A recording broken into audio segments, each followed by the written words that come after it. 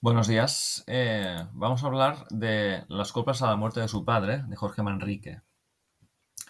Es un poema muy importante del siglo XV y es una elegía. Es decir, es un poema que expresa el dolor por la muerte de un ser querido.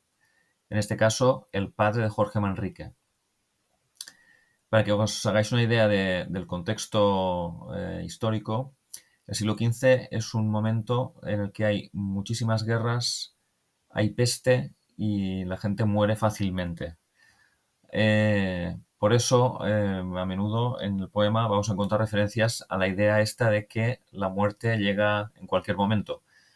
Eso puede ser verdad en cualquier época de la humanidad, pero en el siglo XV quizá era más verdad que nunca, en el sentido de que por cualquier enfermedad se podía uno morir y había muchas guerras, con lo cual pues también uno podía tener una muerte violenta de un momento a otro.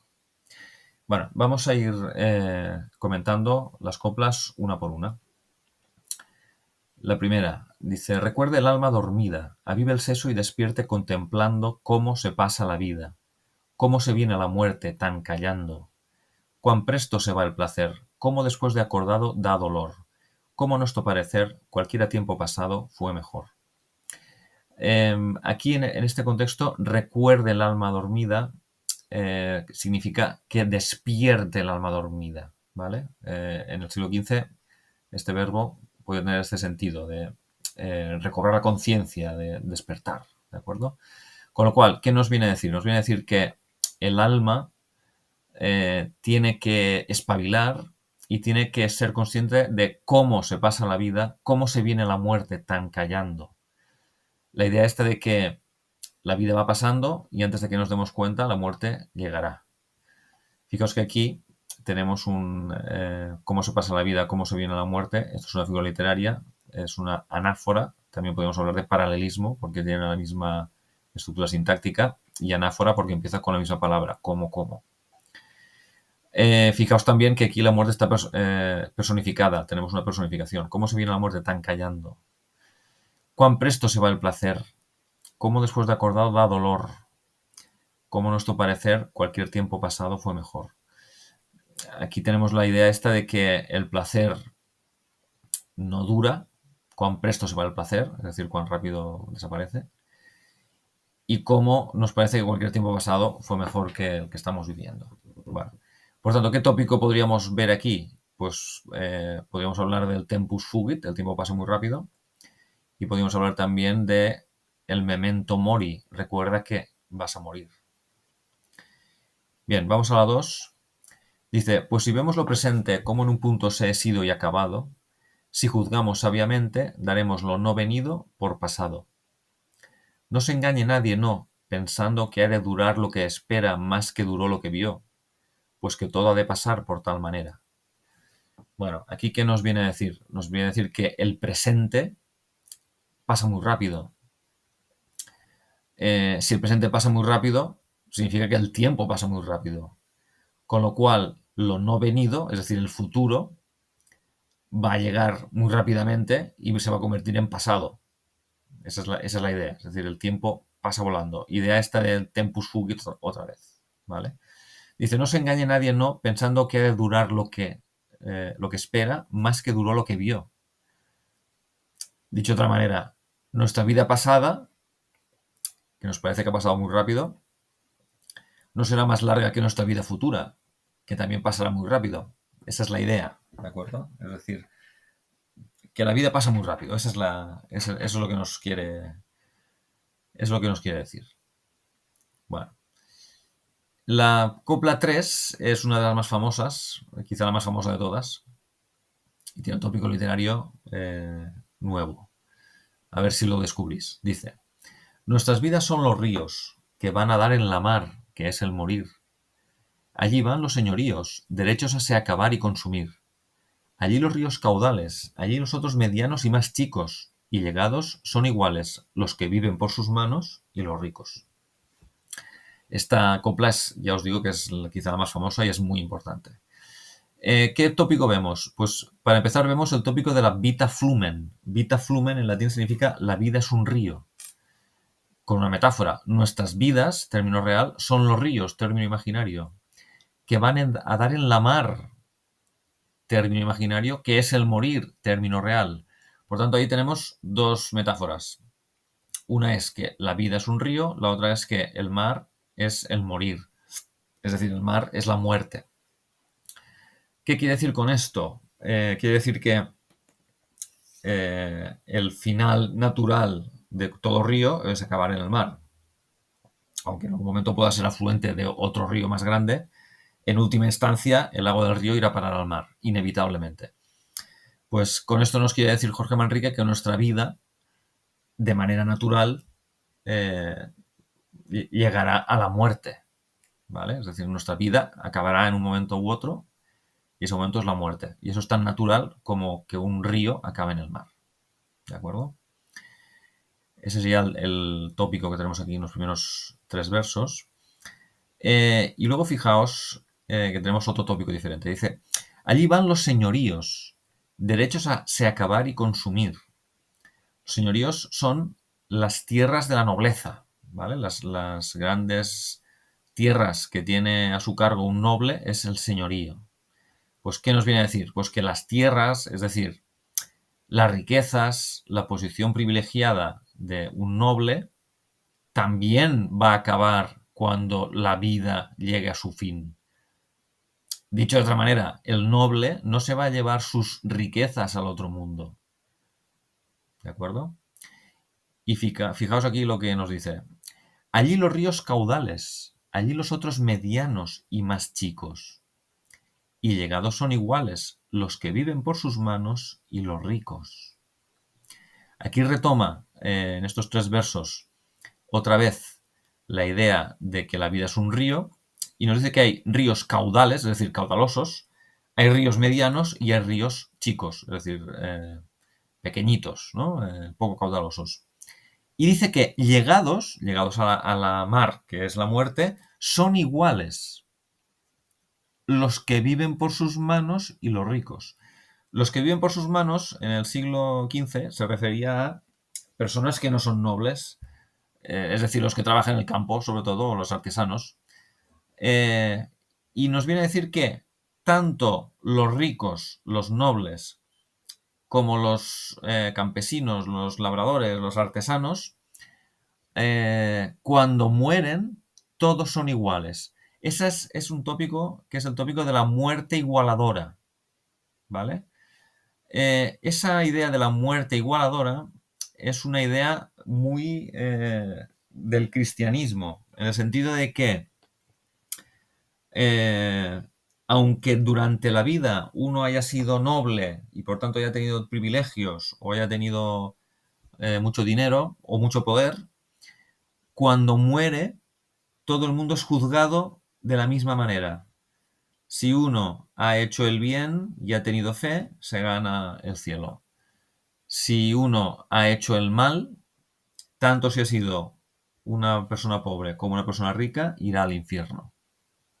¿De acuerdo? Esa es la idea de la muerte igualadora. Bueno, vamos a la siguiente estrofa. Dice, dejo las invocaciones de los famosos poetas y oradores. No curo de sus ficciones, que traen hierbas secretas sus sabores. A aquel solo me encomiendo, a aquel solo invoco yo de verdad, que en este mundo viviendo, el mundo no conoció su deidad. Vale, aquí ¿qué nos está diciendo? Me está haciendo una referencia a que en aquella época era habitual, cuando se escribía un poema largo, empezar con invocaciones de poetas famosos. Invocar a, yo que sé, a Virgilio, por ejemplo, a Homero. Pero él dice que él no quiere invocar a los poetas famosos, porque no le interesan las cosas que escribieron. Dice que traen hierbas secretas sus sabores. Hierbas secretas sus sabores sería una metáfora. Y dice, a aquel solo me encomiendo, a aquel solo invoco yo de verdad, que en este mundo viviendo, el mundo no conoció su deidad. Este aquel va con mayúscula. ¿Por qué va con mayúscula? Porque se refiere a Jesucristo. Dice que solo se encomienda a Jesucristo, que es aquel que en este mundo viviendo, es decir, cuando vivió en el mundo no conoció, no reconoció su deidad es su divinidad. Es decir, que Jesucristo vino a la tierra, pero el mundo en ese momento no reconoció que era Dios. ¿Vale? Por tanto, ¿qué está diciendo ahí? Está diciendo que no invoca a los poetas famosos, sino que invoca a Jesucristo. ¿Vale? Lo cual indica pues que Jorge Manrique eh, está hablando desde la perspectiva del cristianismo. Intenta ser un buen cristiano, por decirlo de alguna forma. ¿Vale? Bueno, vamos a la copla 5, que es muy importante también. Esta copla 5 es otra copla muy famosa que hay que tener muy en cuenta. Dice: este mundo es el camino para el otro, que es morada sin pesar, mas cumple tener buen tino para andar esta jornada sin errar. Partimos cuando nacemos, andamos mientras vivimos, y llegamos al tiempo que fenecemos. Así que, cuando morimos, descansamos. ¿Qué tópico hay aquí? Aquí tenemos el tópico del Homo viator, que significa hombre caminante, que es la idea esta de que la vida es un camino, como si un caminante pues estuviera andando durante un tiempo determinado, ¿vale? Este mundo es el camino, aquí tenemos una metáfora, este mundo, término real, el camino para el otro es el término imaginario, ¿vale? Y el otro mundo, ¿qué es el otro mundo? El otro mundo es morada sin pesar, es decir, es una vivienda, una morada es una vivienda, un sitio donde uno vive, sin pesar, una vivienda donde uno no tiene tristezas, no tiene problemas. Dicho de otra manera, es un sitio donde vives feliz, ¿de acuerdo? Y ahora fijaos lo que dice aquí, es muy interesante, dice: mas cumple tener buen tino para andar esta jornada sin errar. Es decir, tenemos que acertar el buen camino, ¿vale? No tenemos que errar el camino, no tenemos que desviarnos del camino correcto. Solo llegaremos a la morada sin pesar si no nos desviamos del camino, ¿de acuerdo? Mas cumple tener buen tino para andar esta jornada sin errar se podría considerar también una metáfora. El término imaginario es ir por el buen camino, andar esta jornada sin errar, y eh, el término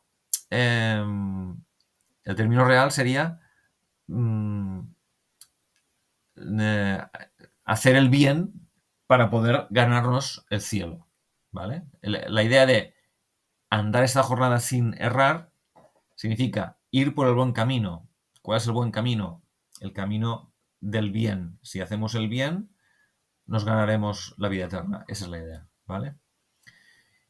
Y fijaos en que aquí repite un poco la idea. Partimos cuando nacemos, andamos mientras vivimos y llegamos al tiempo que fenecemos. Así que cuando morimos, descansamos. Es decir, el camino empieza en el momento que nacemos, mientras vamos viviendo, caminamos, y cuando llegamos al final del camino es cuando fenecemos, es decir, al morir. ¿De acuerdo? Y cuando morimos, descansamos. Se da por supuesto que en este caso, descansamos significa que, hemos ido por el camino correcto y hemos llegado a la morada sin pesar, es decir, nos hemos ganado el cielo. ¿De acuerdo? Si nos ganamos el infierno, entonces no descansamos, ¿vale? Esa es la idea que hay detrás de esta copla. Vale, vamos a la copla número 6. También es muy interesante. Dice: este mundo bueno fue, si bien usásemos de él como debemos, porque según nuestra fe es para ganar aquel que atendemos. Y aun aquel Hijo de Dios para subirnos al cielo descendió a nacer acá entre nos y a vivir en este suelo donde huyó. Vale, ¿qué nos viene a decir? Nos viene a decir que el mundo sería bueno si lo usáramos bien, ¿vale? Es decir, el mundo sería bueno si nosotros nos portáramos bien, si hiciéramos el bien, ¿vale? Porque según nuestra fe, cuando dice nuestra fe se refiere al cristianismo, según nuestra fe, el mundo es para ganar aquel que atendemos. Es decir, la vida terrenal es para ganarnos la otra vida que esperamos, que es la vida eterna, ¿vale? Dice, y aun aquel Hijo de Dios, se refiere a Jesucristo, para subirnos al cielo, descendió a nacer acá entre nos y a vivir en este suelo do murió. Nos está diciendo que Jesucristo se vino bajó a la tierra para vivir entre nosotros, para poder subirnos al cielo, es decir, para poder darnos la vida eterna, ¿vale?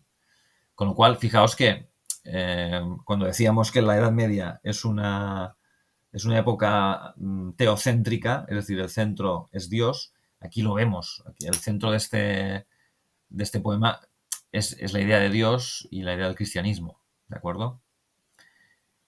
Y de hecho, don Jorge Manrique, con todo este poema, de alguna forma, lo que está haciendo es explicarnos cómo ganar la vida eterna, cómo son los buenos cristianos, ¿vale? Bueno, vamos a la siguiente, la séptima. Dice, ved de cuán poco valor son las cosas tras que andamos y corremos, que en este mundo traidor, aun primero que muramos, las perdemos. De ellas deshace la edad, de ellas casos desastrados que acaecen, de ellas por su calidad en los más altos estados desfallecen. Bueno, ¿qué nos viene a decir aquí? Nos viene a decir que aquellas cosas que perseguimos durante la vida son de poco valor, ¿vale? ¿Por qué? Porque en este mundo traidor, aun primero que muramos, las perdemos. Es decir, muchas de las cosas que perseguimos, ¿qué cosas perseguimos? Pues el dinero, el poder, la belleza, el placer, ¿vale? Estas cosas las perdemos incluso antes de morir, ¿vale? Dice, de ellas deshace la edad. Es decir, cuando nos hacemos viejos, algunas de esas cosas las perdemos. Por ejemplo, la belleza o la fuerza o la agilidad, cuando uno es anciano, pues en principio las pierde, ¿vale? De ellas deshace la edad. De ellas casos desastrados que acaecen. Casos desastrados son, pues, desgracias que ocurren, ¿vale? De ellas, por su calidad, en los más altos estados desfallecen. Los altos estados es la nobleza, ¿vale? La riqueza, la gente noble, la gente rica. Pues esta gente noble y rica, aunque sean ricos y nobles, también pierden esas cosas que ellos estaban buscando, ¿vale? Bueno, ¿qué tópico literario podríamos ver aquí? Pues podríamos ver el vanitas vanitatum, todo es vanidad, vanidad de vanidades, todo es vanidad. Bueno, y ahora en las siguientes coplas nos va a detallar punto por punto a qué se refería cuando dice de cuán poco valor son las cosas tras que andamos y corremos, pues aquí va a desgranar una por una a qué cosas se refiere, ¿vale? Vamos a la 8. La 8 también es muy interesante. Dice, decidme la hermosura, la gentil frescura y tez de la cara, la color y la blancura, cuando viene la vejez, ¿cuál separa? Las mañas y ligereza y la fuerza corporal de juventud, todo se torna graveza cuando llega el arrabal de senectud. Aquí, ¿de qué nos habla? Nos habla de que perseguimos la hermosura, queremos ser guapos, ¿vale? Pero dice, la hermosura, cuando viene la vejez, ¿cuál se para? Es decir, cuando nos estamos viejos, ¿de qué nos sirve ser guapos? Nos volvemos feos, ¿vale? Perdemos la frescura, la color y la blancura. Curiosamente, en la época, la belleza, para estar guapo, para estar guapa, no se buscaba que la gente estuviera morena, sino que estuviera muy blanca, ¿vale? Hoy en día, en cambio, la gente intenta estar morena porque el patrón de belleza ha cambiado. Pero en aquella época, como la gente noble era la que no estaba tan morena porque no estaba todo el día al sol, pues se consideraba bello estar blanco. Y en cambio estar moreno era feo, ¿vale? Para que veáis cómo cambian las cosas. Total, ¿qué nos está diciendo aquí? Nos está diciendo que la habilidad, la agilidad y la belleza la vamos a perder cuando nos hagamos viejos, ¿vale? Bueno, ahí podríamos decir que también el tópico aquí en estas coplas sigue siendo el vanitas vanitatum, vanidad de vanidades, ¿vale? La hermosura, que es algo que nos hace sentir vanidosos, no sirve para nada cuando se vuelve viejo, ¿vale? La 9 dice, pues la sangre de los godos, el linaje y la nobleza tan crecida, ¿por cuántas vías y modos se sume su gran alteza en esta vida? Unos por poco valer, por cuán bajos y abatidos que los tienen, Otros que, por no tener, con oficios no debidos, se mantienen. Vale, ¿qué nos está diciendo ahí? Nos está diciendo que la sangre de los godos, ¿os acordáis de los visigodos? Eran los que mandaban en España antes de la llegada de los musulmanes, ¿vale? En aquella época se consideraba que cuanto más antigua fuera la nobleza de una familia, más importancia tenía. Es decir, si uno era noble porque lo había heredado de su abuelo, eso no era tan importante como si eras noble heredado de tu tatarabuelo, ¿vale? Pues la nobleza, más nobleza de todas, la más antigua de todas, serían aquellos nobles que ya lo eran en la época de los godos, ¿de acuerdo? Por eso nos dice aquí, la sangre de los godos, el linaje y la nobleza tan crecida, ¿por cuántas vías y modos se sume su gran alteza en esta vida? Es decir, nos viene a comentar que por muy noble que uno sea, aunque tenga sangre de los godos, esa nobleza se puede perder en esta vida, ¿vale? ¿Y cómo se puede perder? Pues vamos a verlo. Dice, unos por poco valer, por cuán bajos y abatidos que los tienen. Eso se refiere a que uno puede dejar de ser noble por el hecho de ser cobarde, por el hecho de no ir al campo de batalla con valor. En aquella época ser noble implicaba ser guerrero, ir al campo de batalla, jugarse la vida en batallas, ¿vale? Si uno no mostraba valor en el campo de batalla, podía perder su nobleza. Y otra manera dice, otros que por no tener, con oficios no debidos se mantienen. Eso se refiere a que en la época un noble no podía trabajar. Si tú trabajabas, si te ponías a labrar el campo, por ejemplo, perdías la nobleza, ¿vale?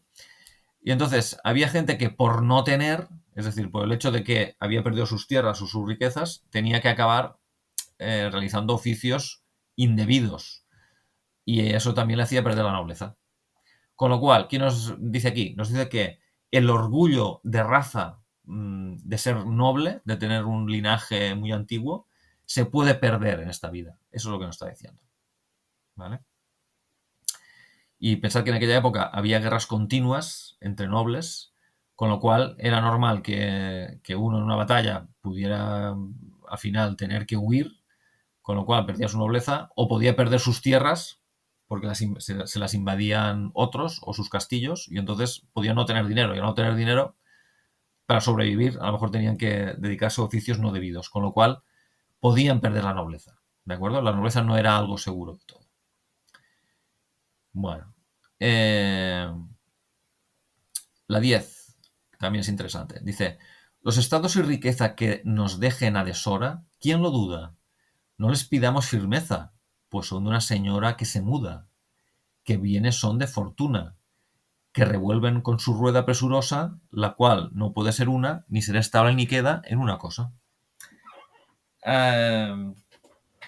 Aquí nos está hablando de que la fortuna, que aquí está con F mayúscula porque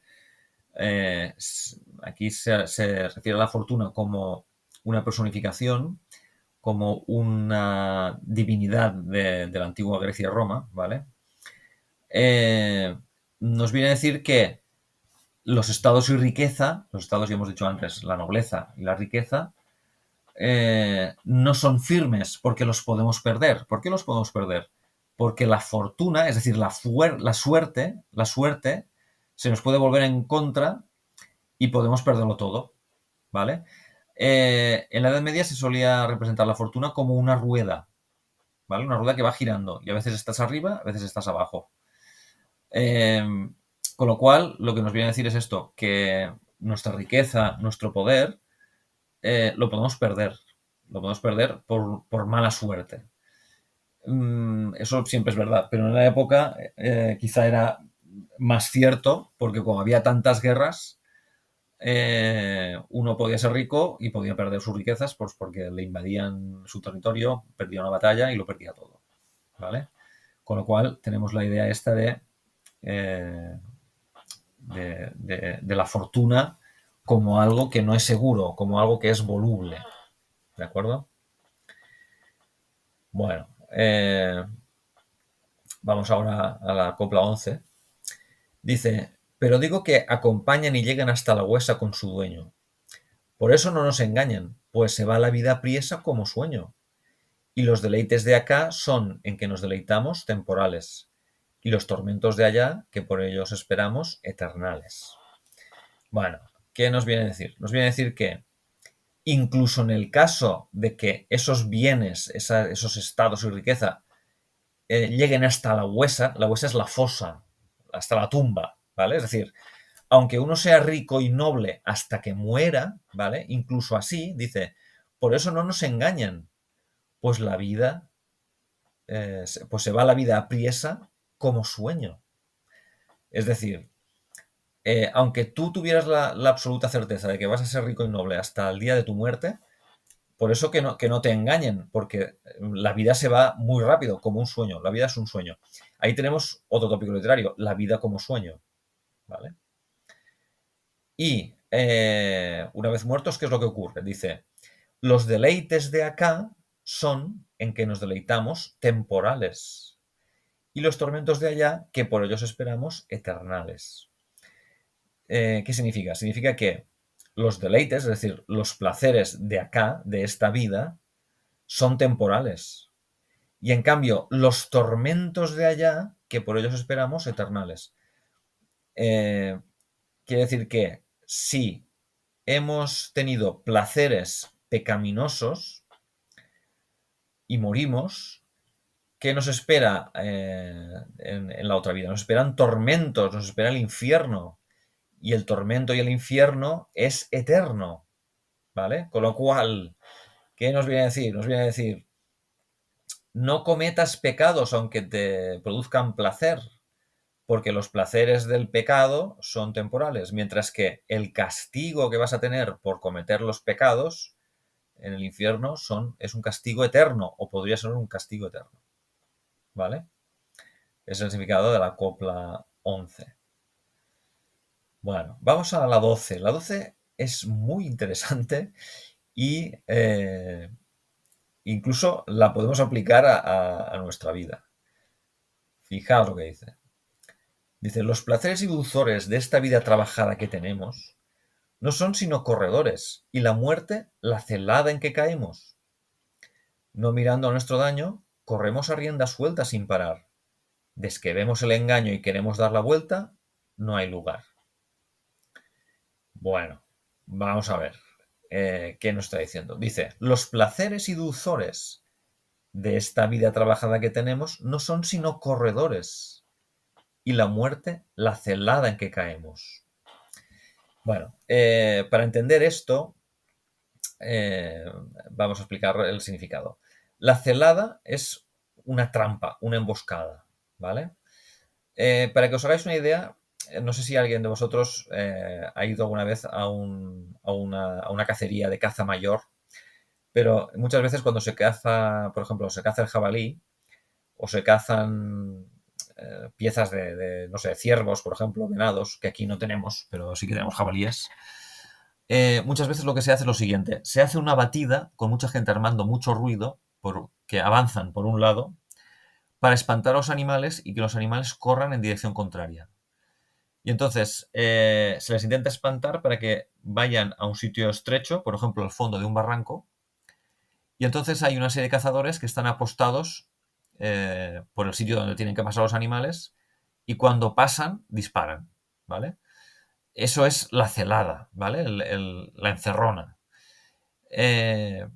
Y aquí, ¿qué nos viene a decir? Nos viene a decir que los placeres, se refiere a los placeres pecaminosos, a veces son como corredores que nos llevan a la muerte, ¿vale? No mirando nuestro daño, corremos a rienda suelta sin parar. Es decir, nos ponemos a perseguir ese placer y vamos a rienda suelta. Y cuando vemos el engaño y queremos dar la vuelta, no hay lugar. Es decir, una vez hemos entrado en el vicio, resulta que cuando nos damos cuenta de que no vamos por buen camino, ya no podemos dar la vuelta. ¿Qué os parece? ¿Hay alguna situación en la vida de hoy en día, de la actualidad, donde alguien pase por una situación así? Pues yo os diría que cualquier adicción que tengáis o que tengamos, funciona de esta manera. El alcoholismo, por ejemplo. Uno va bebiendo, se lo pasa muy bien, sigue bebiendo. Un día se emborracha, primero se emborracha alguna vez, luego se emborracha más a menudo, se emborracha a lo mejor todos los fines de semana, luego empieza a beber también entre semana y acaba siendo un alcohólico. Cuando se da cuenta de que es un alcohólico, ya es muy difícil salir. No es que sea imposible, claro, pero es difícil. Esto pasa con cualquier adicción, no solo con el alcohol. Puede pasar con el tabaco, con el consumo de cualquier droga, con los juegos de azar, en fin. Los vicios son así. Es decir, hay algo que te da placer, un placer inmediato, te acostumbras a ello, te vicias a ello, acabas siendo dependiente y al final eso, si no vas con cuidado, te puede acabar destruyendo. Pensad en gente que es adicta a la cocaína, en fin, y a tantas otras cosas. Pues en tiempos de Jorge Manrique no había cocaína, pero sí que había otros vicios, con lo cual eh, esta copla es algo que podríamos tener en cuenta en nuestra vida también. Bueno, y ahora fijaos en la copla 13, porque en la copla 13 prácticamente Jorge Manrique hace una profecía, ve el futuro. Vamos a verlo, es muy curioso. Dice, si fuese nuestro poder tonar la cara hermosa corporal, como podemos hacer el alma tan gloriosa angelical, qué diligencia tan viva tuviéramos cada hora y tan presta en componer la cautiva, dejándonos la señora descompuesta. Bueno, fijaos, dice, si fuese en nuestro poder tornar la cara hermosa corporal, es decir, si nosotros pudiéramos cambiarnos la cara para hacerla más hermosa, si pudiéramos, en la época de Jorge Manrique eso no se podía hacer, hoy en día podemos hacernos cirugía estética, ¿vale? Dice, si pudiéramos hacer eso, tal como podemos hacer el alma tan gloriosa angelical, es decir, si pudiéramos hacer que nuestra cara fuera guapa, igual que podemos conseguir que nuestra alma sea bella, sea angelical, qué diligencia tan viva tuviéramos cada hora y tan presta en componer la cautiva, dejándonos la señora descompuesta. Aquí la cautiva se refiere a la cara corporal y la señora se refiere al alma. ¿Qué está diciendo al final? Está diciendo que nosotros tenemos la facultad de poder hacer nuestra alma bella. ¿Cómo? Haciendo el bien. Si hacemos el bien y nos apartamos del pecado, haremos que nuestra alma sea más bella. Y eso sí que lo podemos hacer, pero lo que no podíamos hacer en la época de Jorge Manrique es hacernos la cara guapa. Eso no podíamos hacerlo. Si pudiéramos, dice, qué rápidamente nos haríamos guapos de cara y nos olvidaríamos de hacer nuestra alma hermosa. En otras palabras, ¿qué nos está diciendo? Nos está diciendo que somos unos superficiales, que nos interesa mucho ser muy guapos, pero que en realidad no tenemos ningún interés en hacer de nosotros mejores personas. ¿Qué os parece? Ahora que nos podemos arreglar la cara y hacernos más guapos, la gente, ¿por qué tiene más interés? ¿Por ser guapos de cara o por ser buenas personas? Contestad vosotros mismos. Bueno, hasta aquí tenemos la copla 13, que es una primera parte en la cual Jorge Manrique, como habéis visto, pues filosofa sobre la vida, sobre la muerte, sobre el paso del tiempo y sobre la conducta de las personas. ¿Vale? Bueno.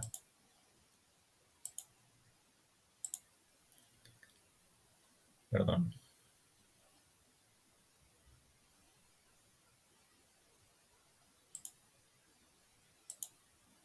Vale, ya estamos aquí de vuelta. Vamos a la 14. Allí empieza otra parte de las coplas, donde lo que va a predominar aquí es el tópico del ubi sunt, a partir de la 14, ¿vale? Y aquí nos va a hacer referencia a personas muy importantes y poderosas que ya murieron, ¿vale? El tópico del ubi sunt en latín significa ¿dónde están? Sirve para recordar a la gente que si las personas del pasado más famosas y más poderosas murieron, nosotros también vamos a morir. Por lo tanto, si también tenemos que morir, preocupémonos de ganar la vida eterna haciendo el bien y teniendo fe y evitemos los pecados. Esa es la idea del Ubisunt, ¿vale? Esta parte empieza en la 14. Dice, estos reyes poderosos que vemos por escrituras ya pasadas, con casos tristes, llorosos, fueron sus buenas venturas trastornadas. Así que no hay cosa fuerte, que a papas y emperadores y prelados así los trata la muerte como a los pobres pastores de ganados. Vale, ¿qué nos viene a decir aquí? Nos viene a decir que si hay reyes muy poderosos que en el pasado tuvieron casos tristes y llorosos, es decir, murieron o perdieron batallas, ¿cuál es la conclusión? La conclusión es que no hay cosa fuerte. Nadie está por encima de la muerte, está diciendo, ¿vale? Dice que a papas y emperadores y prelados así los trata la muerte como los pobres pastores de ganados. Estos 6 versos de aquí serían el tópico de la muerte igualadora, ¿vale? La muerte que es igual para todo el mundo, que aunque uno sea papa o emperador, si al final tiene que morir, morirá, y cuando muera será juzgado con la misma ley que será juzgado un pastor de ganado, ¿vale? Es decir, si ha hecho el bien y ha tenido fe, irá al cielo. Si ha hecho el mal, irá al infierno. Esa es la idea. Bueno, vamos a la 15.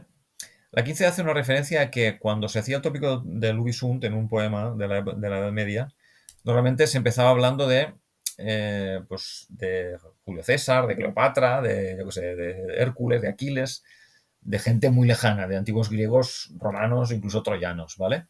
Y aquí él nos dice que no le interesan los griegos ni los troyanos, sino que va a hablar de personajes de hacía relativamente poco tiempo, ¿vale? Personajes que muchos lectores habían conocido en vida, ¿vale? Vale, dice, dejemos a los troyanos, que sus males no los vimos, ni sus glorias. Dejemos a los romanos, aunque oímos y leímos sus historias. No curemos de saber lo que aquel siglo pasado fue de ello.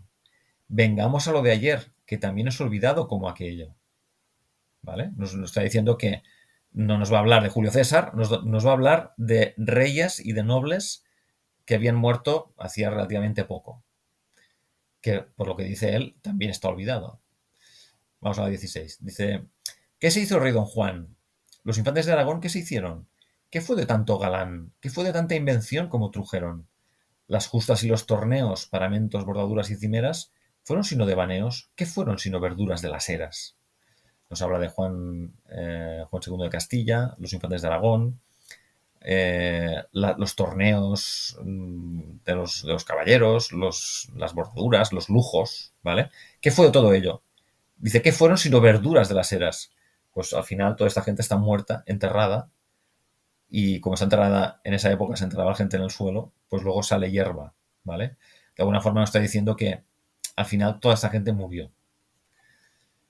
Y ahora va a ir desgranando punto por punto los elementos de las grandes cortes de la gente más poderosa. Primero nos ha hablado aquí de las justas y los torneos de los caballeros. En la 17 nos habla de las damas. ¿Qué se hicieron las damas, sus tocados, sus vestidos, sus olores? ¿Qué se hicieron las llamas de los fuegos encendidos de amadores? ¿Qué se hizo aquel trobar, las músicas acordadas que tañían? ¿Qué se hizo aquel danzar, aquellas ropas chapadas que traían? Todo esto es el tópico del Ubisunt, ¿vale? ¿Qué se hizo? Es dónde están, ¿vale? ¿Dónde están las damas tan guapas con sus vestidos? ¿Dónde están aquellos amoríos de los trovadores, ¿vale? Aquí fijaos que hace una referencia a la poesía trovadoresca. La música que tocaban, las danzas, las ropas, pues todo se ha acabado, ¿vale? Todos han muerto, esa es la idea. En la 18 dice, pues el otro su heredero, don Enrique, ¿qué poderes alcanzaba? Cuán blando, cuán halaguero el mundo con sus placeres se le daba. Mas verás cuán enemigo, cuán contrario, cuán cruel se le mostró, habiéndolo sido amigo, cuán poco duró con él lo que le dio. Pues aquí está hablando Enrique IV de Castilla, que por lo que dice aquí, pues se dedicaba a los placeres, lo pasaba muy bien, pero pues al final las cosas le fueron muy mal y acabó muriendo. ¿vale? Esa es la idea.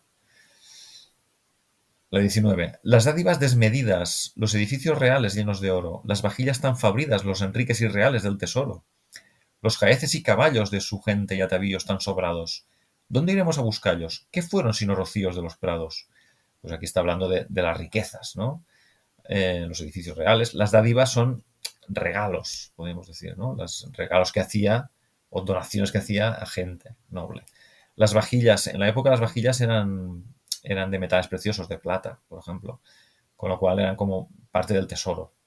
¿Qué está diciendo? Que todas estas riquezas, ¿dónde iremos a buscarlos? Es decir, ¿dónde están? ¿Qué fueron sino rocíos de los prados? Aquí tenemos otra metáfora. Antes decía, ¿dónde estaba esto? ¿Qué fueron sino verduras de las eras? Metáfora, ¿no? Y aquí, ¿qué fueron sino rocíos de los prados? Otra metáfora. Al final, todas esas riquezas no sirvieron de nada. Fueron rocío de los prados, es decir, nada importante, ¿vale? Pues su hermano, el inocente, que en su vida sucesor se llamó, qué corte tan excelente tuvo y cuánto gran señor que le siguió. Mas como fuese mortal, metióle la muerte luego en su fragua, oh juicio divinal. Cuando más ardía el fuego, echaste agua. Aquí nos está hablando de Alfonso, que era el heredero de Enrique IV, y murió muy jovencito sin haber heredado la corona.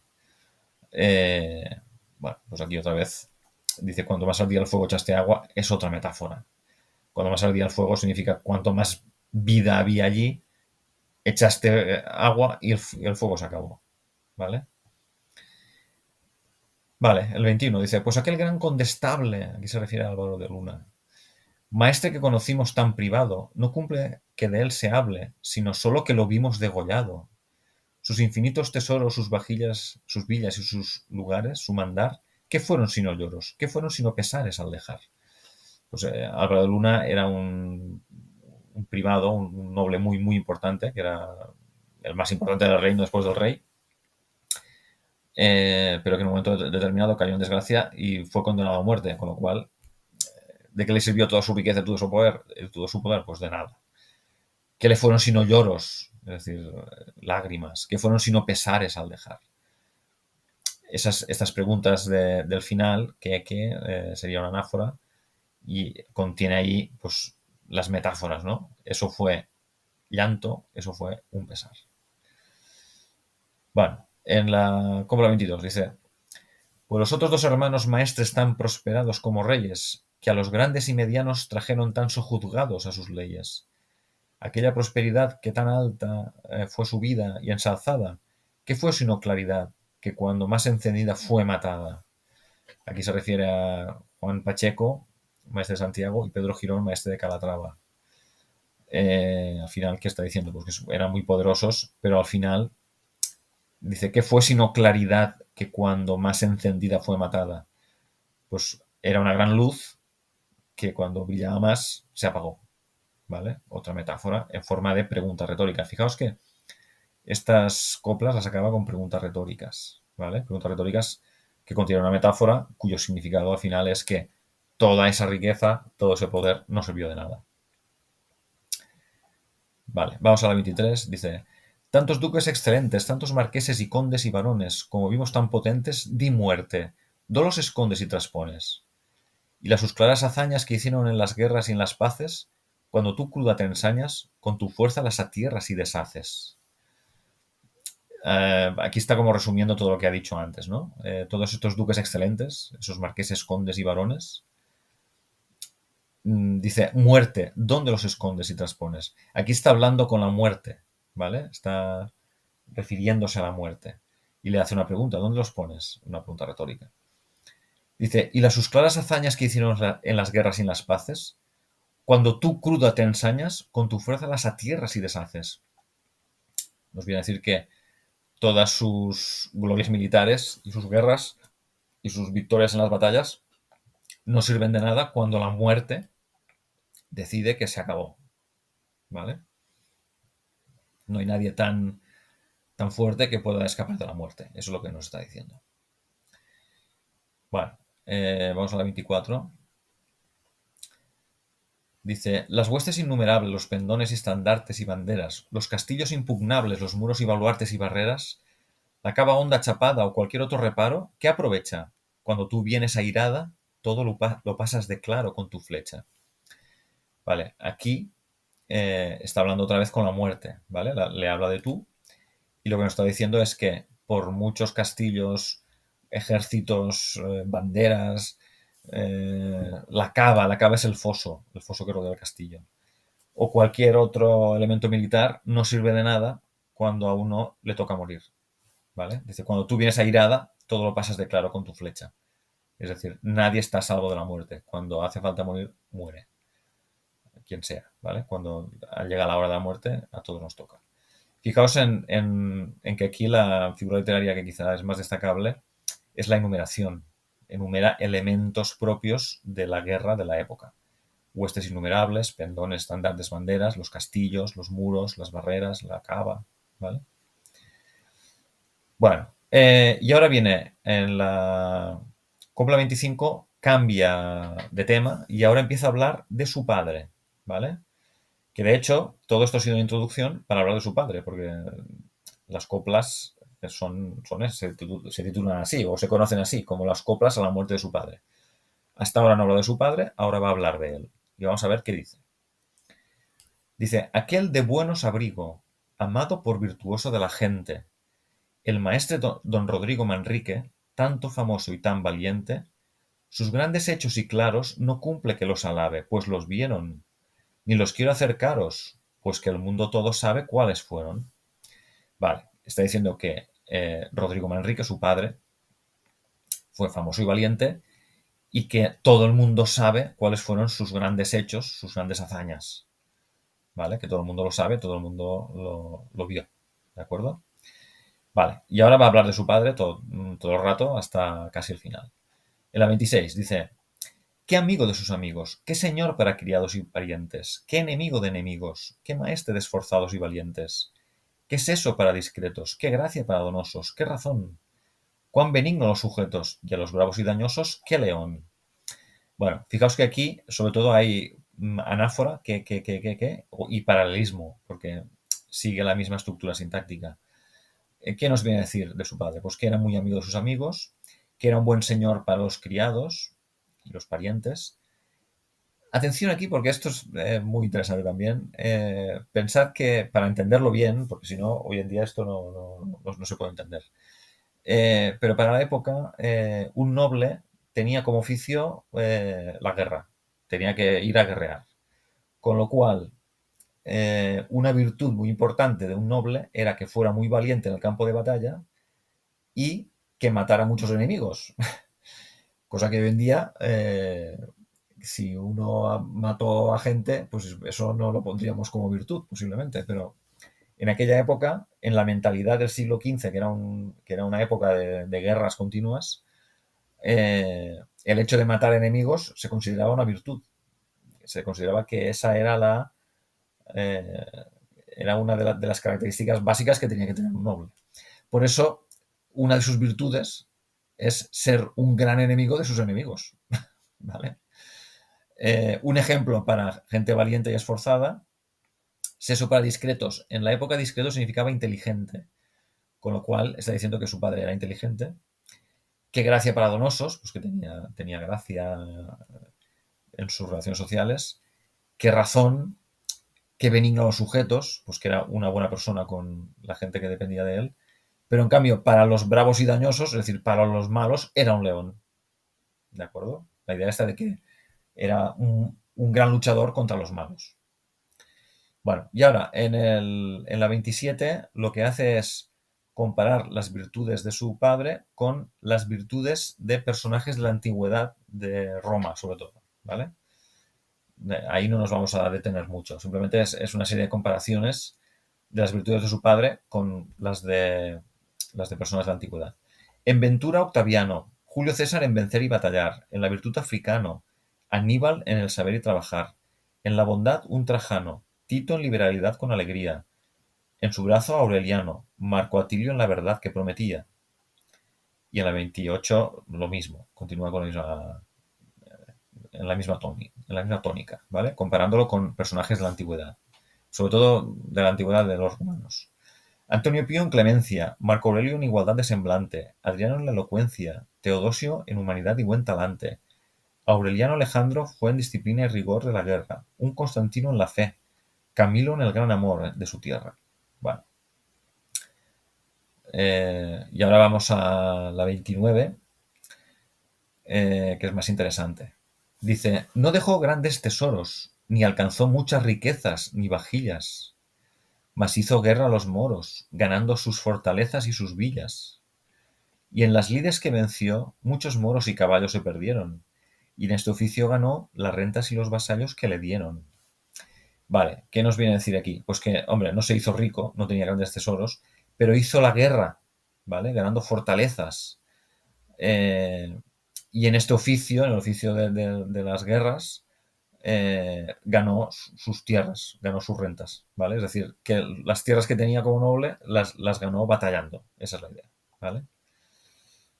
Vale, vamos a la 30. Dice, pues por su honra y estado en otros tiempos pasados, ¿cómo se hubo? Quedando desamparado, con hermanos y criados se sostuvo. Después de hechos famosos, hizo, en esta dicha guerra que hacía, hizo tratos tan honrosos que le dieron aún más tierra que tenía. Bueno, aquí lo que viene a decir es que cómo consiguió su nobleza, sus tierras. Pues dice que quedó desamparado con hermanos y criados, sus padres seguramente murieron, y entonces en la guerra pues conquistó tierras, ganó batallas, y luego hizo tratos, y con eso pues fue ganando tierras, ¿vale? Estas sus viejas historias que con su brazo pintó en su juventud, con otras nuevas victorias, ahora las renovó en senectud. Por su gran habilidad, por méritos y ancianía bien gastada, alcanzó la dignidad de la gran caballería de la espada.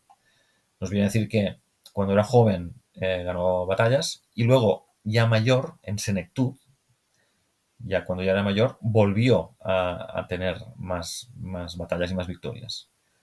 Y que se ganó una dignidad, un título que es la de la gran caballería de la espada.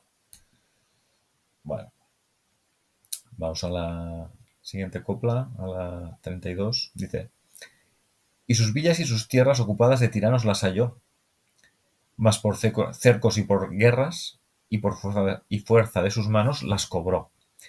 Pues nuestro rey natural, si de las obras que obró fue servido, dígalo el de Portugal, y en Castilla quien siguió su partido. Pues aquí nos viene a decir que en un momento dado se encontró con sus tierras ocupadas, pero a base de guerras y batallas las recuperó, ¿vale? Y dice, pues nuestro rey natural, ahí se refiere a que sirvió en el bando primero de Alfonso y luego de Fernando el Católico, ¿vale? Y luchó contra el rey de Portugal. Bueno. Y ahora viene el final, vienen las copas finales que son muy interesantes, ¿vale? Todo esto que hemos leído hasta ahora, pues también, pero a partir de la 33 ya viene el meollo, viene lo más interesante de las coplas.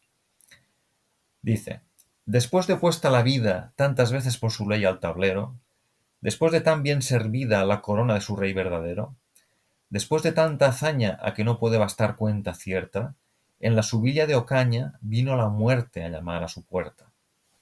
Vale, ¿qué nos dice aquí? Nos dice que después de jugarse la vida, después de puesta la vida tantas veces por su ley al tablero, es decir, después de jugarse la vida tantas veces en el campo de batalla, después de tan bien servida la corona de su rey verdadero, es decir, después de haber sido un buen vasallo de su rey, pensad que en la época de la Edad Media, que era una sociedad feudal, una de las virtudes que tenía que tener cualquiera era ser fiel vasallo, un fiel vasallo.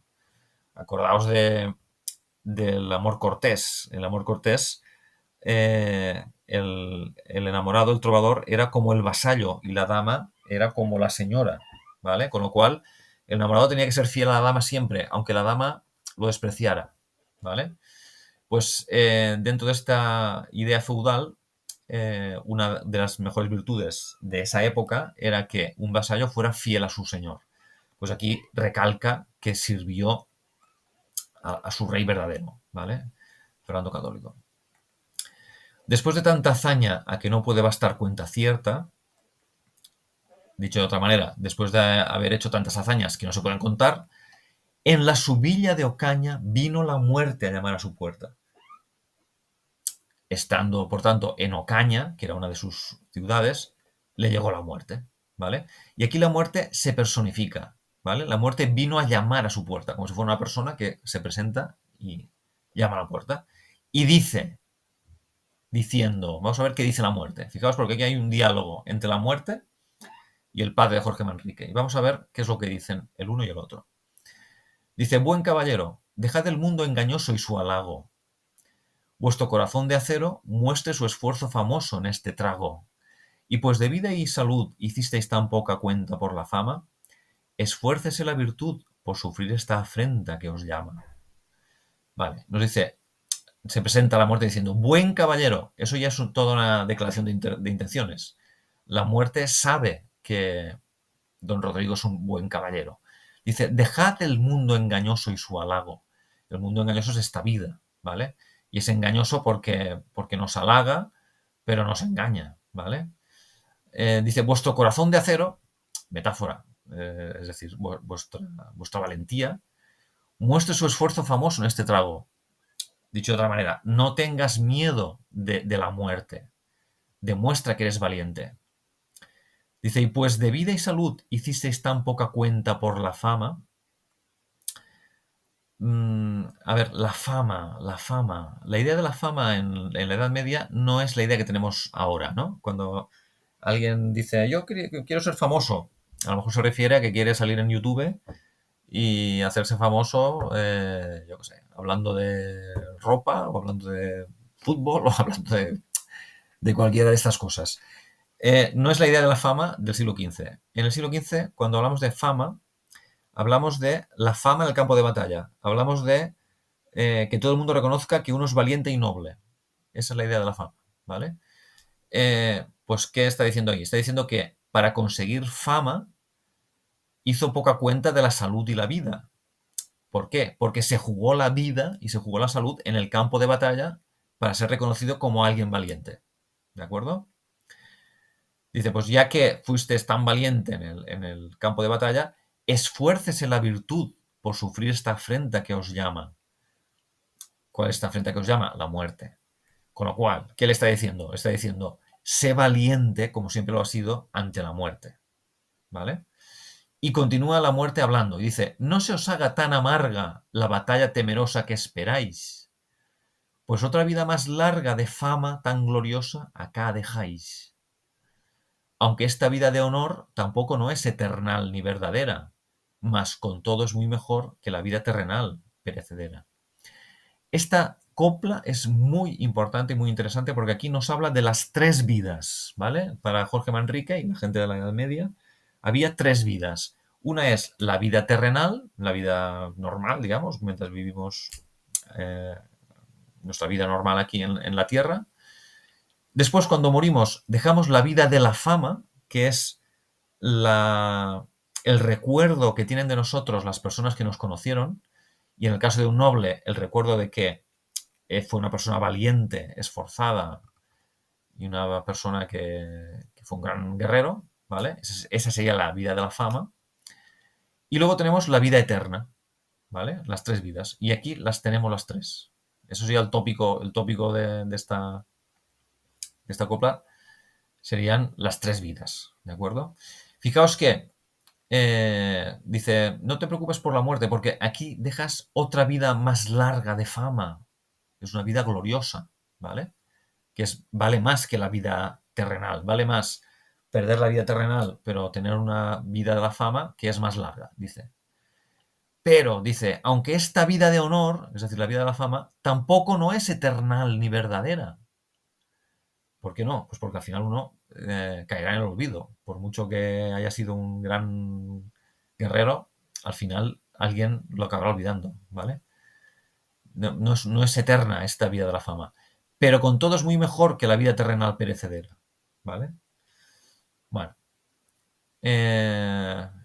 Ahora viene la 36. Dice, el vivir que es perdurable, El vivir que es perdurable se refiere a la vida eterna, ¿vale? En el cielo. El vivir que es perdurable no se gana con estados mundanales, ni con vida deleitable en que mueran los pecados infernales. Mas los buenos religiosos gánanlo con oraciones y con lloros. Los caballeros famosos con trabajo y aflicciones contra moros. Bueno, aquí ¿qué nos viene a decir? Nos dice que la vida eterna no se gana con estados mundanales, es decir, siendo noble o siendo rico, ni con vida deleitable en que moran los pecados infernales.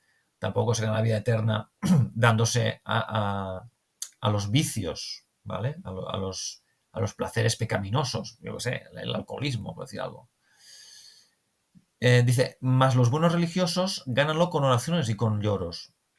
Aquí se refiere a los clérigos. Los clérigos ganan dice aquí, la vida eterna con oraciones, rezando y llorando. Mientras que, fijaos qué curioso, dice, los caballeros famosos lo ganan, no lo dice, pero se sobreentiende, ganan la vida eterna con trabajos y aflicciones contra moros.